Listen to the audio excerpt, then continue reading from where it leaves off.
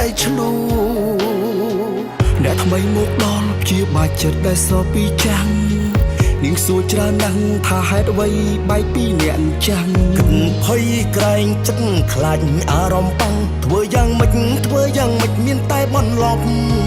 សុំទោទោះបែកគ្នាក៏នឹកដល់អូ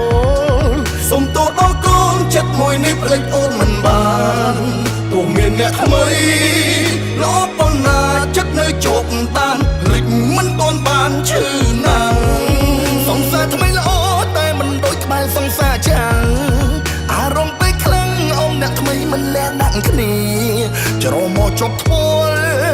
តែបេះដូងបែរនឹកពុំងារឬក៏ខ្ញុំជាមនុស្សអាត្មានិយមសុំទោ